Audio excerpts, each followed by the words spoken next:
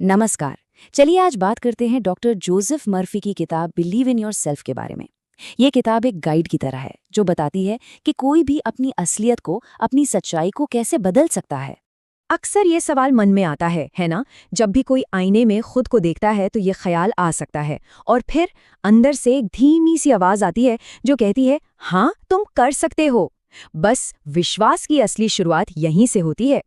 और यही इस किताब का, इस पूरी सोच का सेंट्रल आइडिया है। देखिए, असली ताकत सिर्फ तेज दिमाग या इंटेलिजेंस से नहीं आती, बल्कि खुद पर एक गहरे अटूट विश्वास से आती है।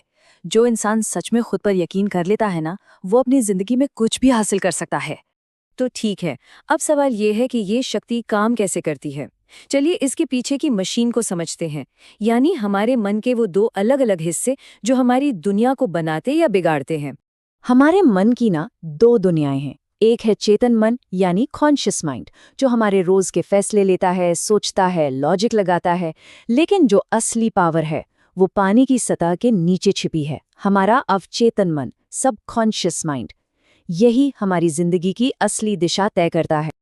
अब यहाँ एक बहुत ही दिलचस्प बात है। डॉक्टर मर्फी अवचेतन मन को समझाने के लिए एक कमाल की मिसाल देते हैं। वो कहते हैं कि हमारा अवचेतन मन एक उपजाऊ खेत की तरह है। सोचकर देखिए, अगर इस खेत में डर, नाकामी और शक जैसे नेगेटिव बीज बोए जाएंगे तो फसल कैसी होगी? जाहिर है, जिंदगी में मुश्किलें और नाकामयाबी ही हाथ लगेगी।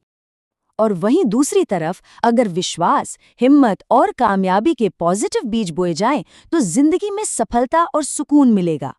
कमाल की बात यह है कि अवचेतन मन सही गलत का फैसला नहीं करता, वो तो बस वही उगाता है जो उसमें बोया जाता है। तो सबसे जरूरी बात ये समझनी है कि इस खेत में सही बीज सोच समझकर कैसे बोए जाएं। चलिए अब उन तरीकों पर आते हैं, उन टूल्स पर जो इसमें हमारी मदद करते हैं। इसका पहला टूल है कल्पना का नियम। इसका मतलब है कि जो भी लक्ष्य है उसे हासिल करने से पहले ही उसे सच मानकर महसूस करना।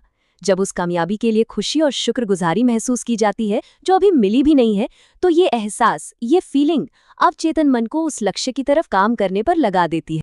इस किताब के मुताबिक कामयाबी इन 3 जरूरी पिलर्स पर टिकी है। जब लक्ष्य एकदम साफ हो, खुद पर अटूट विश्वास हो और जो कुछ भी पास है उसके लिए दिल से शुक्रगुजारी हो, तो पूरी कायनात मदद करने लगती है। इसे एक असल कहानी से समझते हैं कि ये काम कैसे करता है। एक व्यापारी था जो अपना सब कुछ गवा चुका था और पूरी तरह से कर्ज में डूबा हुआ था। अब अपनी बुरी हालत पर ध्यान देने के बजाय उसने अपने मन के खेत में नए बीज बोना शुरू किया।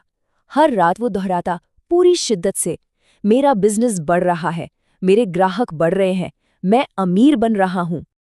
और जानते हैं क्या हुआ? उसके इस अटूट विश्वास ने, इस प्रैक्टिस ने उसके अवचेतन मन को रीप्रोग्राम कर दिया और फिर धीरे धीरे ऐसे हालात बनने लगे जो उसके नए विश्वास से मेल खाते थे। नतीजा, उसका बिजनेस पहले से कहीं ज्यादा कामयाब हो गया। लेकिन सही तरीके पता होने के बाद भी हमारे अंदर के ही कुछ दुश्मन हमारी तरक्की को रोक सकते हैं।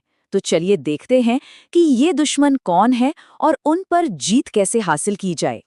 डॉक्टर मर्फी कहते हैं कि डर और शक, ये 2 भावनाएं कामयाबी के रास्ते में सबसे बड़ी रुकावट हैं। यही वो चीजें हैं जो अवचेतन मन की शक्ति को काम करने से रोकती हैं। पता है ये क्या करते हैं? ये हमारे मन को अंदर से तोड़ देते हैं, बांट देते हैं। मन का एक हिस्सा कहता है, हाँ मुझे ये चाहिए, और ठीक उसी वक्त दूसरा हिस्सा कहता है, अरे ये कभी नहीं हो सकता।